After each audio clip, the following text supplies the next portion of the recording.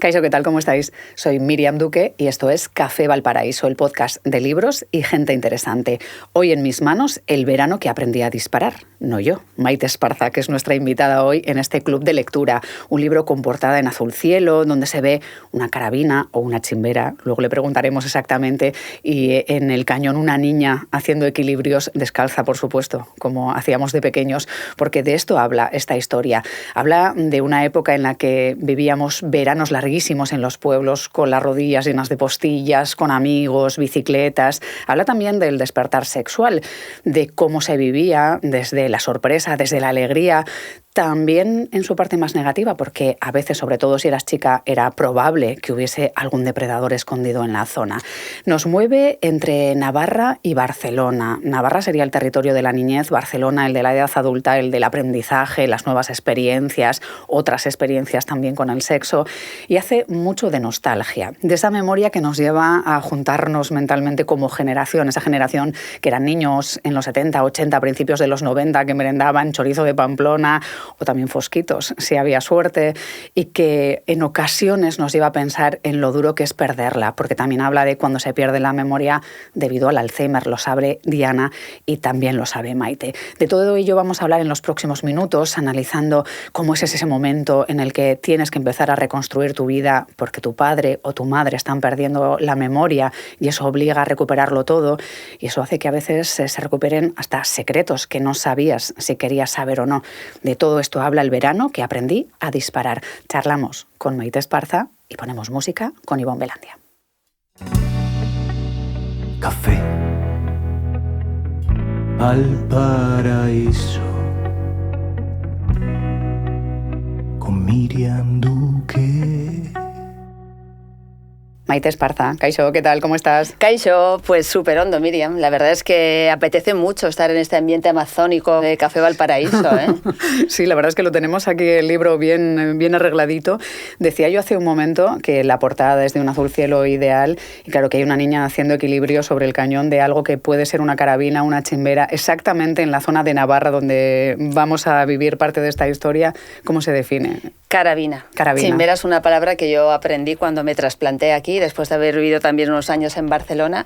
Allí es una carabina, que es un arma que, como cualquier arma, entendemos que no debería utilizarse hasta los 18 años, pero todos sabemos que los pueblos pequeños también tienen leyes propias. Entonces es muy habitual que niños, más que niñas, en este caso, pues la cojan y empiecen a probarla y a probar puntería pues con 10 años, con 12, con 13. Sí, contra lata, supongo, porque bueno, luego es muy típico en las fiestas también, ¿no? Lo de intentar romper el tiro palillo. A pichón, eso sigue existiendo, sigue existiendo, amigas, sí, y en pueblos no tan pequeños como Estella, por ejemplo, también. Eso es, y el rumor ese de que la carabina en realidad tenía el cañón un poquito torcidete. Nunca apunta hacia el palillo, siempre hay que hacerlo como 3 milímetros a la izquierda del palillo. Eso es, este título, El verano que aprendí a disparar, tiene algo de cierto, porque hay mucho de tu propia historia en este trabajo, iremos llegando, nos mueve mucho por Estella, por Navarra, iremos a Barcelona, vamos a ir siguiendo la vida de Diana, aunque en muchas ocasiones vamos a pensar que es la vida de Maite la que vamos siguiendo. En este caso también hubo un momento en que alguien te enseñó a disparar la carabina. En este caso sí, eso es.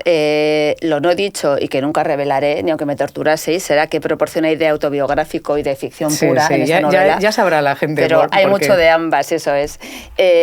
Yo aprendí a disparar efectivamente con una carabina, pues no a los 11 años en los que aprende Diana, la protagonista, pero bueno, pudo ser a los 12, o sea, tampoco hay mucha distancia entre realidad y ficción en este caso. Y fue porque, bueno, pues en el pueblo donde pasábamos los veranos, que era Ganuza, uno de los escenarios reales de esta novela, pues mi padre me enseñó, porque tenía mis inquietudes y esto también se lo traspasé a Diana, esa cosa de...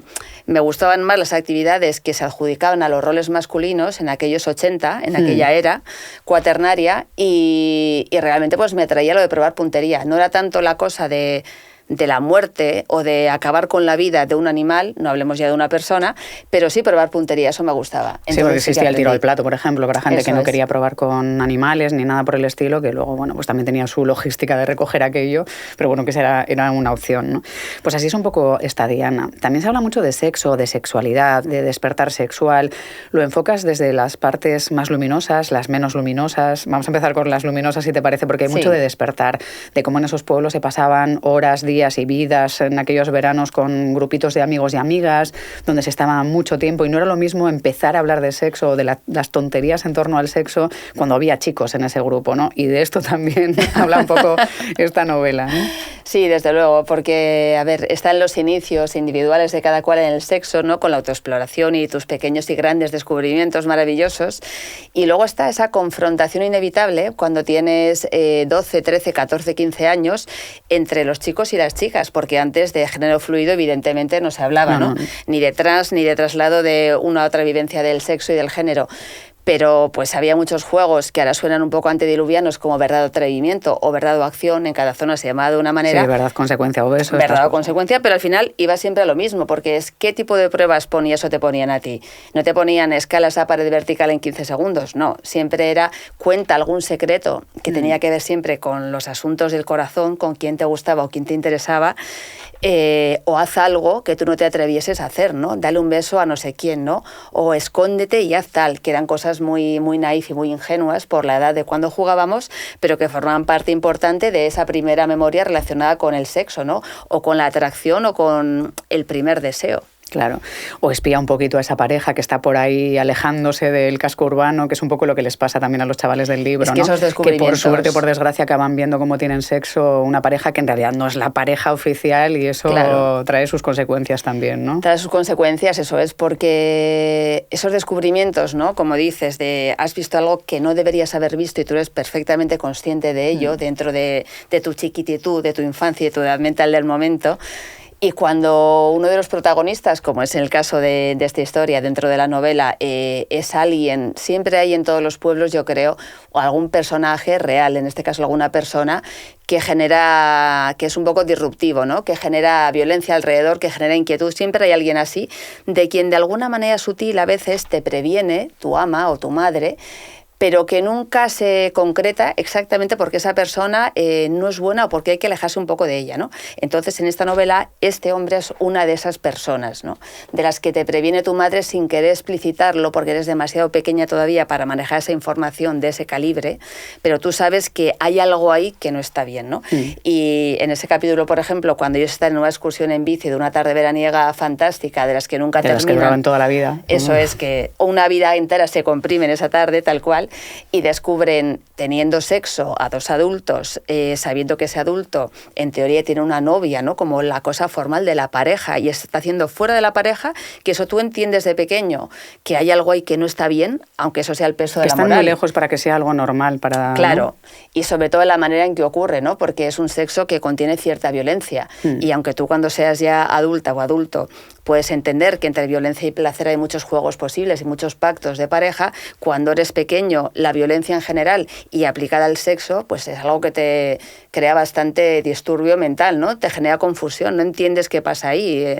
Sí, y aquí está en este grupeto que no sabe muy bien, unos no entienden muy bien si hay placer, si hay dolor, qué está pasando, si tienen que avisar a un adulto para que intervenga. Tal cual, o tienen que marcharse y esconder, listo, ¿no? Siempre está el listo en esos grupos, que se ¿no? lo sabe todo. En este caso, chico, que es como, por favor, que sois lerdas y lerdos todos, no sabéis lo que está pasando. Y luego está la gente que es, pues no, realmente no sé lo que está pasando, ¿no? Siempre hay esos papeles en todos los grupos. Sí, es verdad que en los 80, probablemente después también, pero se aprendía un poco sobre sexo, sobre tacos, sobre la vida en el patio o en la calle, ¿no? Que hoy, claro, las redes sociales probablemente lo acercan todo mucho antes, pero en aquella época aprendías a decir todo tipo de cosas o lo que creías que estabas aprendiendo en, bueno, pues en las pausas que te dejaban las monjas, el colegio o la Icastola o lo que fuese, ¿no? Así se aprendía la vida, ¿no? Eso es, y manuales. Qué naif suena ahora, Maite. Es que ahora, bueno, realmente parece que hablas del magdalenense superior, ¿no? Un poco de la era precuaternaria casi. Pero dices, es que era así, claro. Y yo recuerdo, en mi caso, digo, en el caso de mi familia, mi madre, no sé por qué, no sé quién se lo sugirió o cómo se le ocurrió, nos compró un libro sobre sexualidad con unas ilustraciones enormes, maravillosas y muy claras, al tiempo que muy divertidas, con 11 años, y yo creo que venía a explicar los cambios corporales que tú sufrías, fíjate, hasta la palabra sufrir, el cambio, que es que tú experimentabas, y también de dónde venían los niños, ese gran tema, ¿no? Ese dossier clasificado X. Para no tener que explicar lo de la polinización. ¿no? Claro, que era ni una París, cosa. ni polen, ni flores, ni abejas. Entonces, como pongamos las cosas, un nombre real y a las partes del cuerpo también y a las acciones que ocurren entre partes del cuerpo de dos personas también, ¿no? Pero salvo eso, que fue yo creo que bastante excepcional, en general la información no venía de ninguna parte. Quien tuviese hermanos o hermanas mayores, quizá se le filtraba algo, se le destilaba algo o escuchaba algo entre paredes, pero si no era el caso, en las casas estándar yo creo que muy poquito y en los colegios, lo justo. salvo alguna excepción, tampoco. Sí, bueno, hay alguna excepción incluso aquí, ¿no? La De hay. despertares sexuales o de placeres que no deberían darse y que se ven furtivamente en una clase y no Sí. son las alumnas. No. Hasta ahí voy a leer. Tengo la sensación de que en esta historia nos vas moviendo mucho por Navarra, por Barcelona, vamos viendo un poco... Navarra parece ser el espacio en el que nos referimos a la infancia de la protagonista, probablemente también a la tuya. Barcelona es el lugar del despertar, de comenzar a verte en la edad adulta, o que Diana se ve en la edad adulta y empieza a trabajar en el mundo del periodismo, empieza a sentirse libre y empieza también a experimentar otras fórmulas, otras posibilidades, otros sexos sin sentirse observada, ¿no? Que es un poco como el cambio total. Claro, claro, yo creo que esta es una novela iniciática en el sentido de que recoge muchas primeras veces constantemente, porque también creo que la vida consiste un poco en eso, ¿no? A poco inquieto que seas o poco inquieta y te guste experimentar y conocer y ampliar fronteras, siempre estás estrenándote en algo, ¿no? Y como bien dices, compañera, pues sí que está acotado en la localización de Navarra la infancia y adolescencia con sus primeras veces correspondientes, y en Barcelona la protagonista, que ya empieza a trabajar de editora en una editorial, ya tiene otro tipo de relaciones, por supuesto, también otro tipo de descubrimientos muy inherentes a las grandes ciudades, porque, por ejemplo, tampoco esto es un gran spoiler, la opción de entrar en un cuarto oscuro de una discoteca gay, bastante dura, bastante cañera, pues en un pueblo pequeño no existe esa discoteca para empezar, y si existiera quizá no tendría un cuarto oscuro, ni ella tendría alguien con quien hacer ese viaje y esa experiencia, ¿no? Entonces, así como esto es un microejemplo, hay muchas situaciones que en los lugares pequeños quizá no se dan, y en una ciudad con más diversidad de personas, de oportunidades y de aventuras sí que ocurren. Claro. Entonces, para ella también es otra fase en sus primeras veces muy importante. Hay mucho de primeras veces, no solo en lo sexual o en lo vital, porque una descubre que la primera vez que hace de madre es porque ha perdido una madre, que la primera vez que hace de padre en su vida probablemente es porque lo está perdiendo, y aquí también se habla de eso, ¿no? De la memoria, de la importancia que tiene, porque generó una identidad en las cosas que vivimos, una generación de chavales y chavalas, pero también el dolor de empezar a notar que tu padre la pierde, que es lo que le pasa a la protagonista, ¿no? Que va viendo cómo su padre empieza a tener un Alzheimer muy rápido, y una se ve en la primera vez de ser la propia madre de su padre, ¿no? Y absolutamente. Eso lo cambia y ese cambio todo, es ¿no? durísimo, eso lo cambia todo, eso es. Lo cambia todo, cambia tus parámetros, tus valores, yo creo que en una medida también, y desde luego cambia el lugar que tú ocupas en ese ecosistema, en la constelación familiar, ¿no? Y siendo duro, porque lo es y es durísimo, y esto sí que es una experiencia autobiográfica pura, porque yo trasladé a Diana lo que yo viví con mi padre, que falleció hace 3 años de Alzheimer, y toda la rabia que te despierta, el rechazo, la impotencia bestial que es entender, porque terminas entendiendo que en tu mano no está cambiar nada de esa situación, está mejorarla, hacerla más fácil o envolverla de amor en todo lo posible y de cuidados, pero cambiarla desde luego no. Y cuesta muchísimo asumir.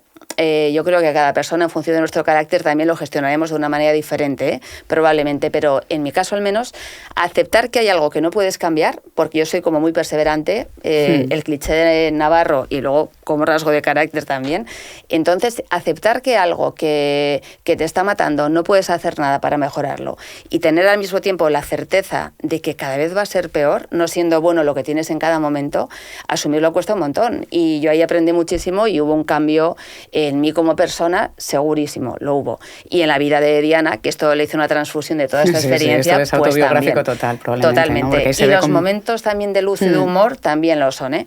Porque siempre, y luego he tenido la oportunidad de hablar con personas que ya han leído el libro, y como desafortunadamente el Alzheimer y otras demencias un poco más, bueno, no más ligeras, pero sí menos duras, vamos a decir, abundan bastante, mucha gente se ha identificado con esas partes del libro, claro, ¿no? Y me decían, me ha reconfortado mucho la luz con la que lo cuentas en ocasiones, también las partes, la crudeza con la que lo cuento, por supuesto, y los momentos divertidos también, ¿no? Para quitar un poco de carga a algo que la tiene, pero que, bueno, a veces intentas aligerarla. Sí, todo preso necesita su libertad, por ejemplo. Por ejemplo, pero luego hay conversaciones, porque es verdad que afrontamos esta situación con Diana y un poco contigo, viendo cómo en ese primer momento una se lee todo lo que salga médicamente hablando, pensando en que encontrará el clic para localizar el punto en el que su padre tal vez no.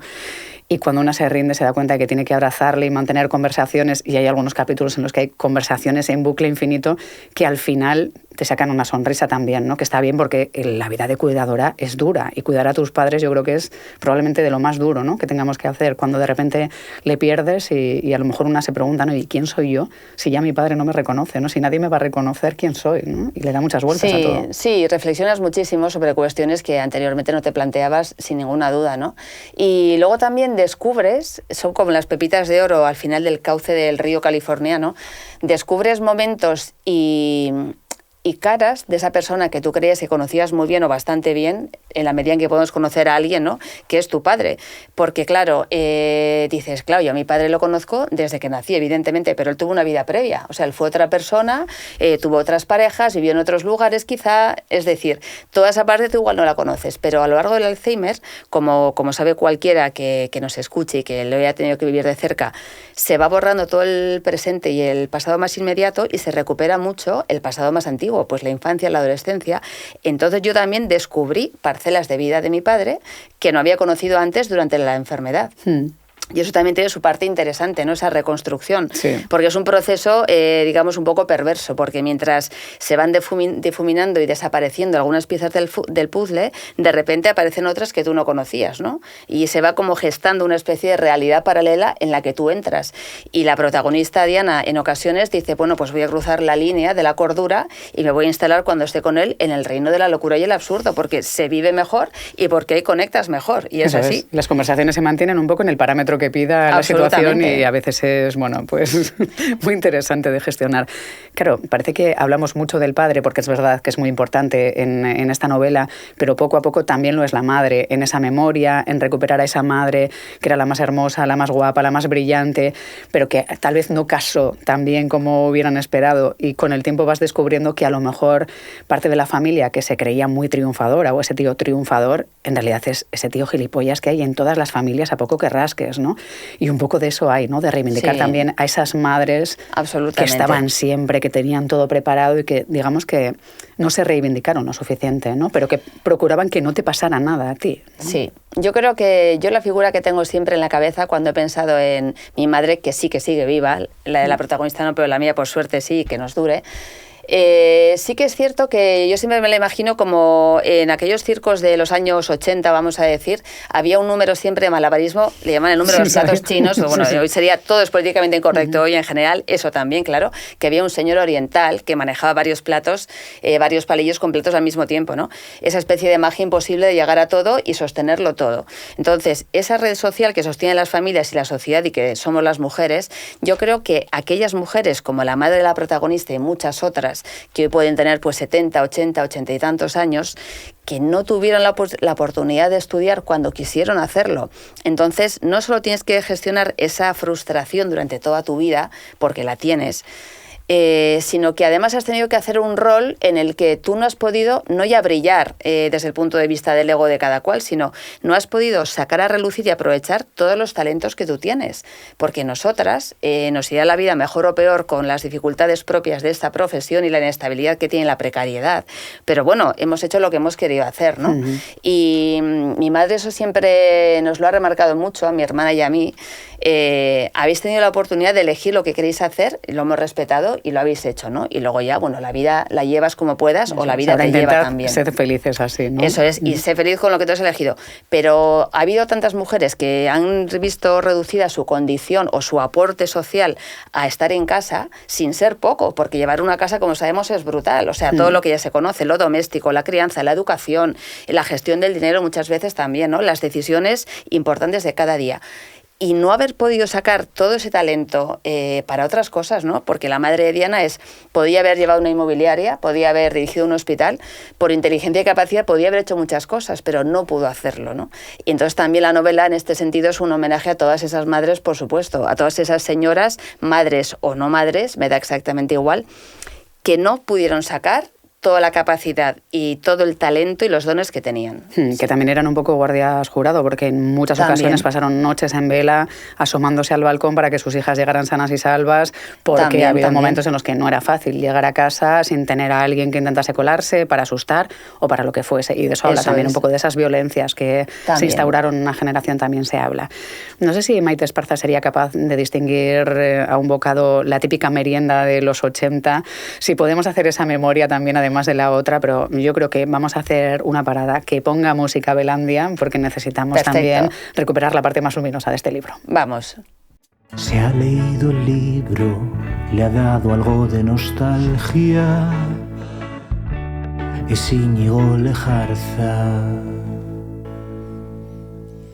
Y efectivamente, aquí está Íñigo Lejarza. Qué maravilla, ¿Qué tal? qué ¿Cómo maravilla, estás? Sorprendido con esta entradilla musical, con esta presencia que aquí otra vez Maite alrededor de una mesa estamos. Eso es. Aquí estamos, compañero. Sí. Nunca habían pronunciado tu nombre, ¿no? Con esa cadencia, yo creo. No. Uno se sorprende. Afortunadamente la vida nos ha pasado sorprendiéndonos. Para que todo maravilloso, vaya Belandia. cuadrando, que va a ir cantando. El verano que aprendí a disparar, un proyecto que tiene sus partes oscuras. Hemos hablado de alguna de ellas. Hay mucho de despertar sexual, también hay mucha nostalgia y mucho de todo aquello que nos hizo niños y niñas, que nos generó una identidad. Sí. Pues el fosquito, la palmerita, la Esa pantera alimentación, rosa, por esa ejemplo, alimentación ¿no? saludable. Y luego he estado buscando, Sí. que yo no recordaba el bucanero. No sé si era una cosa que... Los Bonnie, los tigretones. Eso sí, pero el los bucanero, bucaneros. ¿recordabais? Que tenía ahí como un parchecito, como un También. Sí, Era un poco hacer el minimal, ¿no? Eso Todo el es. mal que haces con 5 o 6 años, que es ese, comprarte un Eso bucanero. es. Oye, quizá. Maite, pero tú haces muchas referencias a toda esa gama de productos que han hecho, que estemos tan lozanos a día de hoy. ¿Me estás queriendo decir algo? Hay un subtexto en este comentario. No, pero quiero decir... Subtrama merienda. Forma parte de la historia que quieres contextualizar, ¿no? Bueno, Sí. pues que en parte tú conoces y también evidentemente forma parte de la novela. Pero quiero decir, también porque lo vintage vende, quiero decir, ayuda a que la gente se vea identificada más, porque muchos lectores y lectoras dirán, pues sí, yo también compartí esta rica alimentación. No, si yo fuese la reina del marketing, no estaríamos aquí ahora hablando de un libro, que es algo que se hace a lo que dedicas 2 años de tu vida Ya. o quizá más para económicamente, en fin. No fue marketing, no fue para conectar con más audiencias, sino fue porque como realmente ubiqué la infancia de la protagonista en los 80, que era mi infancia, pues hombre, la conocía bastante bien. Ha habido investigación puntual para alguna cuestión, pero para esa no hizo falta, claro. Entonces, yo comí mis panteras rosas, que eran naturales, eran mediterráneas puras, Sí. porque ese rosa es de un fruto que se cultiva en unos árboles que todos conocemos. Tú también las probarías. Sí, los sí, tigretones, sí. los bonis, ¿no? Oye, Eso, pero hermana. en Ganuza había un sitio, lo digo también porque tú como compartes, hemos compartido muchas tertulias, había un sitio donde ya empezaste tú a generar esta facilidad de conversación que tienes comiendo pipas. Porque ¿Tú creo quieres que pipas? aquí ya tenemos Pero es que en la mesa hay pipas muchas cosas. y me parece Podríamos que... estrenar quizá ya A ver, esta Intenta bolsa. abrirlas. Se abre la veda. ¿Tendríais algún... A ver si consigo abrir esto.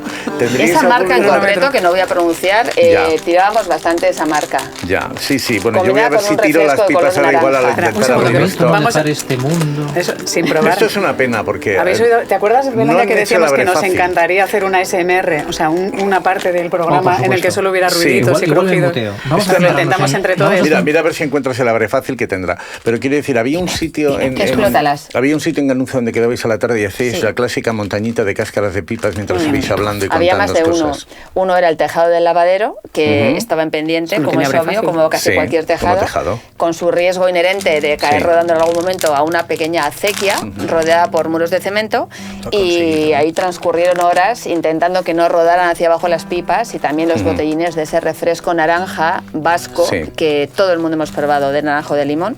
Y luego había también un lugar que era un lugar seguro, confortable, una plataforma de hormigón de 2x2 al lado de la torre de corriente eléctrica que alimentaba todo el pueblo y la mitad del valle. Fíjate que hay lugares para colocarse en el mundo, ¿eh? Y en verano, que es época propicia para las tormentas, pues nos gustaba sentarnos allá, al lado del generador eléctrico de esta torre, ¿sabes? A comer Y pipas. esos eran nuestros 2 lugares, cada uno con su pequeño riesgo, porque siempre hay que estar un poco al límite del abismo, no vas a estar en una zona confortable siempre. Y ahí, por supuesto, nacieron pequeñas historias de amor, que duraban una Claro. hora, una semana o a veces un verano entero. Y muchas confidencias, claro. Antes se abrían Menos así de mal que fácil porque parece que ha las cambiado hubieran mucho, tratado, la pipa ¿no? ha cambiado mucho también de aquellos años a Luego había estos. gente que las pelaba todas y se las comía de golpe, que era una cosa Claro, eso absurda, no porque me luego parecía llegaron las bolsas interesante ya... Estos son pibonazos. Estamos haciendo una cosa Son mal, de grandes. todas formas, que es hablar después de comer pipas, que luego se te van Sí, quedando las sí, pipas tiene por ahí. peligro. Pero bueno, Voy a es lo que que se tiene. mantenga viva La una. última. La última. Oye, yo, fíjate Menos mal que no he traído chorizo de Pamplona, que era una de las opciones. Quería preguntarte, porque yo cuando me acuerdo que hablamos de tu novela y estuve en la presentación también del libro, me acuerdo que lo primero que venía cuando estás pensando que vas a contar una historia ambientada en un pueblo de verano, a mí me venía Verano Azul, claro. ¿Quién es Desia? Carbono 14 es este comentario, claro. Sí. Pero sin embargo sé que se cita, por ejemplo, en tu libro Miami Vice, corrupción en Miami. Don Johnson, ¿no? Y Ricardo Taps. Que eso también forma parte un poco del mundo vintage, ¿no? Que bueno, que mucha gente Ese es el tío, ¿no? Sí, hay un personaje. El tío triunfador, que se ve a sí mismo como Don Johnson. Eso es, ¿no? que es uno de los antagonistas que tiene la protagonista de esta historia, que tiene Diana. Y pues es un ser, no vamos a decir un ser de luz porque es lo contrario, pero sí que brilla, sí que es cierto que él lleva objetos brillantes. Cuanto más grandes, más voluminosos y más destellantes, mejor. Y sí que también bebe un poco de aquella estética ochentera de la hombrera generosa, el traje de lino, la pulseraza de oro, aquí está la mía en este caso, el cochazo. Y él quería ser Don Johnson, pero realmente era más Ricardo Taps, era un poco una de sus frustraciones íntimas quizá. Creo que sois las únicas que se acuerda del otro que no era Don Johnson. La verdad es que a mí me ha costado... El hombre de rizos negros ensortijados. Había trajes de lino como los que llevaba Don Johnson también en esas discotecas de Barcelona, esos lugares que descubres en Barcelona, donde creo que había dificultad para tomar esa bebida, ese combinado que tú tomabas en Navarra, supongo que en Estella, y sin embargo en Barcelona no había ese refresco. No se hallaba. En aquellas discotecas en concreto no había trajes de lino porque no había trajes en general, porque en alguna de ellas quizá la prenda de tamaño más grande podría rodar un pantalón corto, sería esa un poco la medida. Porque sí que es cierto que la prota, en uno de sus descubrimientos, empieza a conocer la noche barcelonesa, por supuesto, cuando llega, y parte importante de esa noche es la noche exclusivamente gay, con discotecas como la discoteca Metro, que ya ha cerrado. Sí, ya te he oído hablar de los cuartos oscuros y digo, pero bueno, ¿qué haría ahí Diana? ¿Qué hacía ahí esa mujer? Es conocer el mundo. Pues ¿no? descubrir, conocer gente, que siempre está bien conocer gente en distintas situaciones y bueno, y probar un poco los límites también, ¿no? A ver hasta dónde se expanden los límites de lo que tú has conocido y lo que quieres probar, ¿no? Que también es una experiencia. Y lo que cambia todo, porque hasta el vaso de tubo, ¿no? Efectivamente. Hoy en día, en aquella época, el vaso de tubo con hielos hasta arriba era otro mundo. O ese gin cash, vamos a decir. No. Y de repente descubrir que la gente paga por beber agua 4, 5 y 6 euros, ¿no?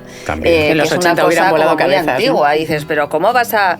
El comentario genial era, ¿cómo vas a pagar, por favor, por agua que sale de la fuente del grifo de tu casa? ¿Qué locura es esta? Tómate un buen mojito o tómate un buen tequila, ¿no? Reposado. Pacharán, bueno, pero no sé si entonces estaba de moda el mojito, el tequila, estaría el Lumumba, estaría el destornillador, que ahora es parecido al vodka con naranja. El destornillador es terrorismo. Digo, porque es que ahora no sé si alguien tiene un destornillador, por ejemplo, ¿no? El cristal, que era vodka, ginebra y lima. ¿Qué es eso? No me suena. Sí, me acuerdo pues que eso había quizá una que se llamaba el orgasmo, que era con popular. licor de melocotón, creo, ¿no? Y cas de limón. Sí, bueno, orgasmo, que era cómo se condensa y hace bola un líquido dentro de otro, que tú solo con ver esa imagen ¿Eso dices, no era un cerebrito? Sano no es. Eso era un cerebrito, es cierto. El orgasmo era, yo creo que era licor de melocotón con algún cas. Puede ser. O sea, se mantuvo para las fuerzas vivas, seguís conociendo... Hombre, el orgasmo ha durado Y las años. pipas. Hasta ahora. Todo bien, de todas maneras, estas bebidas, ¿no? Porque dices, cuanto más dulces son, más resaca te dejan. Es decir, todas las combinaciones que probábamos estaban dirigidas a dinamitar tu punto Las base, mañanas. todas ellas, siempre, sí. Todo. Y aquí estamos. Me quiero poner no más serio, pero sí me acuerdo también del día de la presentación de tu libro en Bilbao. La primera de ellas. Sí, la primera, efectivamente, que hacía referencia a que, bueno, tu hijo tiene pueblo de verano. Tiene. Cuidado, que hay muchos niños que ya no tienen pueblos de verano, Sí. Que es el mismo que, y claro, como comentábamos, si en tu infancia había momentos maravillosos en ese verano y también otros momentos y otras experiencias como aparecen en el libro o pueden aparecer, si ahora como madre cambia la perspectiva, es decir, ahora que se habla tanto sobre protección, Ese chiquillo dices, vuela libre. Claro. Sí. Ha costado soltar el cordón, ha costado recortar. También es cierto, porque como tú ya sabes tiene más 16, cosas... ¿no? No, tiene 11 todavía. Le queda un caminito, yo quiero pensar, no lo sé, para descubrir según qué cosas, pero bueno.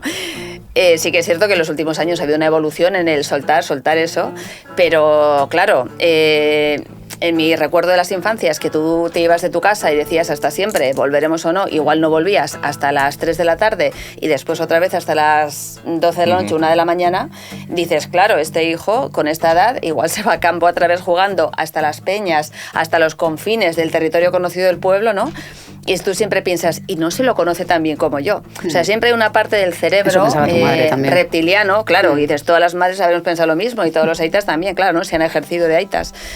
Y siempre está esa cosa, ¿no? Entonces siempre, cada verano aparece ese debate interno entre hay que soltar del todo.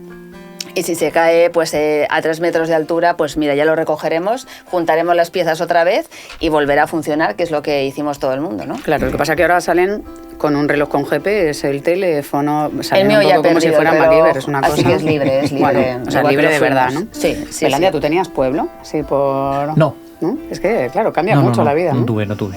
Sí, hay pueblo, de estos pueblos casi de gallinas, Sí. ¿no? De los que no había, porque hemos Y sin mencionado... casi, de gallinas, Eso de es, cerdos y sí, tal que cual. tenemos mucha chuchería de la que vamos a seguir hablando y hemos hablado de los fosquitos y todo ese tipo de cuestiones, pero no había tienda en muchos de los pueblos en los que estábamos todo el verano. Llegaba el panadero y te daba un sobao que si lo viésemos hoy estaba más duro que duro y te peleabas por aquello. Era el acontecimiento cuando llegaba el panadero, o llegaba y no venía todos los días. Al panadero se le quería bastante, pero luego había un ser de luz que venía, yo sé, no solamente a este pueblo, sino hacía una ruta bastante larga por otros, que era un autobús vaciado de asientos, no de motor, y convertido en un mini supermercado con ruedas. Eso es una fantasía en el sentido más amplio del término cuando tú eres niño, porque vendía panties, cómics, escobas, chocolate a galletas María normalmente, que eran... No, ese tenía su surtido. Napolitanas también nivel. tenía, Por ejemplo, las de canela, estas alargadas extra planas, que eran como cartas. Hemos hablado, porque estamos hablando aquí con ¿Tú quieres probar, no? Y, no, tú he hecho una selección de cosas. Tenemos también una selección de dulces más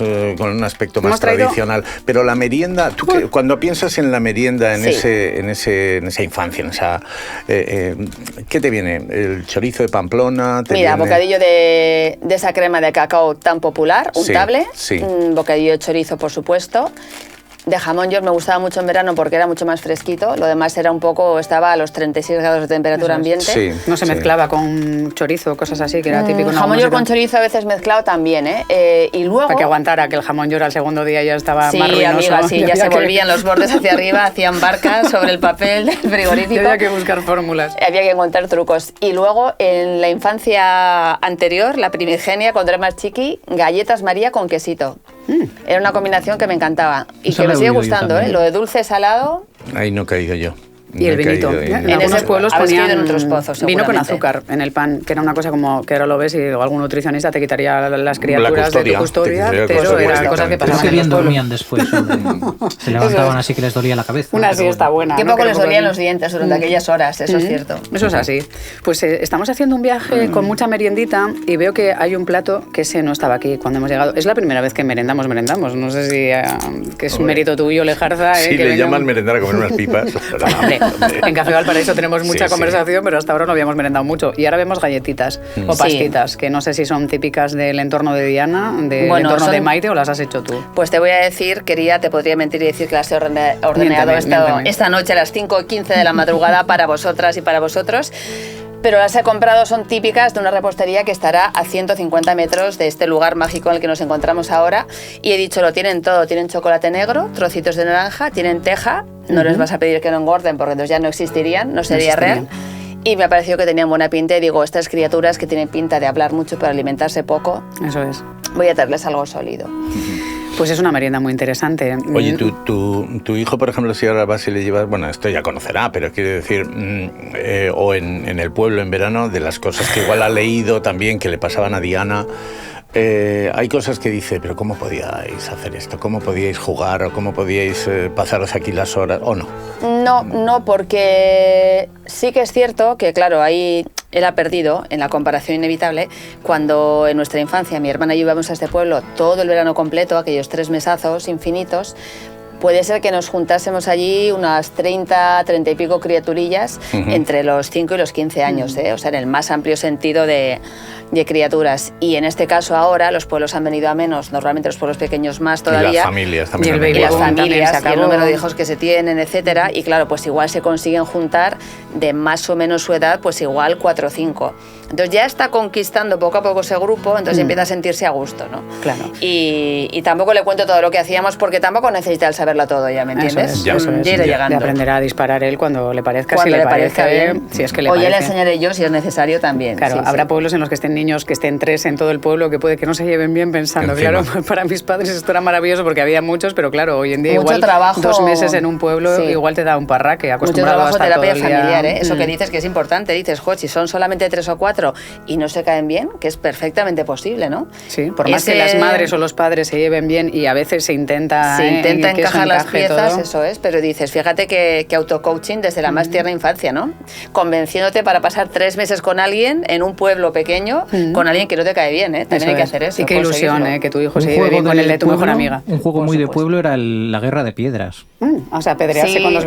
Pero sería con los del otro pueblo, probablemente, ¿no? Sí, entretenido, siempre fácil disparo. de conseguir el material, ¿no? Sí, siempre había mercromina. Eso es. Estoy Siempre pensando, había, sí. No Ahora sé ya si nos daban mercromina, mucho. no sé si ahora es Ahora es cristalmina, que es ya. transparente. Sí. Era mucho más interesante llevar todos los chorretones todo. rojos Sí, por que las nunca piernas. sabías que era el medicamento. Y el churrete, que era... Y que era auténtico. Exacto. Porque tuyo. tampoco te bañabas todos los días en el pueblo, las cosas como son. Si había No. río, con suerte en el río. En la pero si no- piscina y en el río, bien de cloro todos los días, con Pues los qué ojos bien. inyectados en sangre, porque yo creo que ahí nadie medía la cantidad. Tú decías cualquier Hombre, día a diario saldrás no, desde luego. albina o calva o sin pestañas. Yo volví a casa con los ojos sanguinolentos, absolutamente como una vampira de De la piscina. De Jim Jarmusch, de la piscina, sí, sí, por supuesto. Nadie medía las cantidades allí. Bueno, ¿queréis merendar o queréis seguir hablando vosotros dos? Ah, pero Entiendo que hay no más, ves de... hay más No, que- no, no, por si Ah. queréis probar las galletas. Yo o sea, que las llegaba chuches ahí, esas que no las ha atacado nadie. Yo Hay sí, pero- fresas. Eso es. Sí, Claro, hay tienes fresas, sí. fresas, Hay sí, fresas. sí, En un sí. plato de Duralex y en un cuenquito. Ay, hay que aportar. pero Oye, es plato de poco Duralex, compatible. esto esto le gusta también- la fresa, ¿eh? Esto también Y moras, está, ahora les daremos es también al tendencia equipo. ahora, estos platos, Es que todo vuelve. también. Ha vuelto. Todo vuelve. Vuelve el Duralex, vuelve las mismas gominolas, vuelve todo. La vajilla ámbar y la verde oscuro, ¿no? Eso es. Había como 2 tonos a elegir. Ese era todo el mercado. Yo soy de ámbar, más que la transparente. A mí me ponía Yo muy también. nervioso, aparte que no me gustaba ver, esto ya es una anécdota personal que no aparece en tu novela ni No nada, aparece pero si no, en el para verano que lo aprendí a próximo que disparar. escribas. No soportaba yo ver las sopas de fideos, especialmente los fideos por debajo del plato. Cuando venía el plato a la mesa veías ya... Esos gusanitos, ¿no? podía, Esas era una larvas manía, era una flotando manía. en la Sí, profundidad no, no abisal. decías, mira, están ahí los fideos, parecían, no sé... Ahora, menos te lo dan fideos. en un asiático y te parece una Hombre, ahora te fantasía parece porque se ha maravilloso. inventado, el ramen se ha Son inventado todo. fantásticos. Sí, por sí, sí, se supuesto. mueven mucho más. A mí me encantaba ir a Los fideos, me casa de una refiero. tía mía a comer. A esa casa no íbamos a menudo, pues da igual, circunstancias de la vida, porque ponía sopa de letras. Y me parecía Eso ya no algo existe, súper ¿no? exótico. No, yo creo que ya no, ¿eh? Y divertido. Eso de ponerte a construir palabras por el borde del plato, se te enfriaba la sopa, se criogenizaba, había que tirarla porque ya luego era imbebible, intomable aquello. Pero era como siempre en casa, ¿por qué no compras sopa de letras? Y madre era como, no, yo hago de cocido, ¿sabes? Yo hago la hago de la buena, auténtica, ¿no? es Estas diferente. purrias que hacen en casa de tu Sí, tía, a mí ¿no? esas Igual mierdas. ahí pudo empezar tu afición a escribir. Pues con una quizá sopa de letras. no lo había valorado yo este extremo, la verdad. Yo sí que sé que escribía un diario, que eso sí que era terrorismo ¿con llavecita? puro, cuando era pequeña, con llave, por supuesto. tienes? Ponía a veces un pelo y una pelusa, porque sabía que me lo abrían mi madre y mi hermana. Aquí estoy desvelando Vaya- yo vaya parte de mi pájaros. vida íntima. Sí. Y fíjate qué potencia tenía el candado, que tú levantabas 2 esquinas y las otras 2 y podías leer el 80% de las páginas. O sea, solo te quedaba el núcleo duro, entonces tenías que escribir pues a esta altura más o menos para que no se leyera. Ese diario lo he reencontrado hace no tanto, hace por ejemplo 5 o 6 años. Qué mal lo pasé releyéndolo. Porque lo escribí ¿Por qué? con 13, esa edad que es la pubertad. Uy, pues ya te gustaría alguno Cuando en el empiezan pueblo, los claro. intereses, por supuesto. En este caso, los intereses estaban en Estella, más que en el pueblo de verano. Y dices, esas intensidades gratuitas, ¿no? Pero claro, que en aquel momento eran tus intensidades, Son las hormonas, las que tú amiga. vivías, por supuesto. No soy yo, son mis hormonas. ¿Cómo se es llamaba así. el candidato? ¿O ¿Se puede decir un Hubo nombre? varios. Ah. No lo voy a Tampoco, decir. No sé que algún día escuche Bueno, este yo qué sé, podcast. y eso te lo no, digo. y ojalá, aparte- qué bonito y sería. aparte que a los que 13 llame a Café Valparaíso, Que nos llame, y que que nos nos llame. cuente. Que Igual esas tenía un diario edades- diciendo me chifla Maite. Sí, pero lo ves todo ¿Cómo con va unas girando el programa? intensidades. Bravo, ¿no? Vamos a- Y luego igual la reflexión que haces años después es menos mal que aquel amor no prosperó. Por supuesto. Le has vuelto a ver, muchas claro. vueltas. Nos hemos vuelto a ver todos muchas veces, todas las microparejas o parejas de tiempos intermedios de toda la vida previa al salto a otras ciudades, que fueron Pamplona, luego Barcelona y después Bilbao. Nos hemos visto mucho y nos seguimos viendo cuando vamos. Y de hecho hubo un evento que es muy propio de los pueblos pequeños, yo creo que aquí en Vizcaya también se hace, que es esto de los quintos, que se reúne la gente que cumple 50 años ese año, y igual lo te has visto desde el instituto, hola, o desde la uni o desde la infancia, ¿eh? Y esos reencuentros, Ese primer reencuentro de los calvos, los divorciados. Tienden a los extremos, ¿sabes? Del abanico, Sí. es decir, o hay sorpresas fastuosas que dices, pero por favor, ¿cómo puede estar ¿Qué le ha pasado a tan Toño? bueno este tío todavía? O decir, pero por favor, si es mi padre, incluso mi abuelo, este señor, yo sé que es como yo. O sea, y piensan de ti lo mismo, evidentemente, es un camino de ida y vuelta esa reflexión. Eso es. Y al final acabáis todos comiendo pipas, puede ser, o galletitas, ¿no? Que es un Bueno, poco lo fue que muy vamos a divertido hacer. aquel reencuentro, ¿eh? Generó tanto, de hecho, bueno, generó parejas, como siempre, como ya se sabe, porque ya se Los llegó a las siguientes también, separaciones, ¿no? Mira, por claro, sí, supuesto. sí, es que es la Hay gente siguiente que ya etapa. está en otra etapa, claro.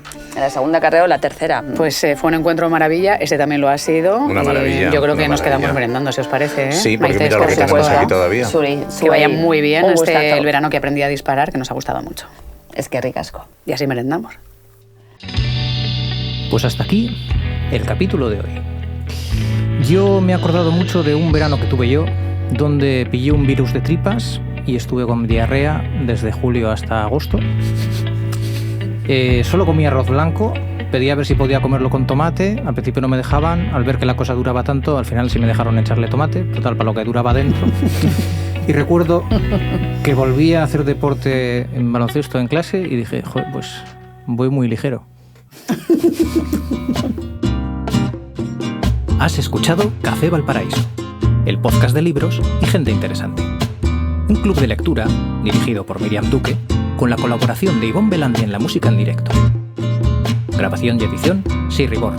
Estudio de grabación, Buenas Migas. Escucha Café Valparaíso. Nos tienes en Wow y en tus agregadores favoritos. Un proyecto de Miriam Duque y Sirri Borro Producción.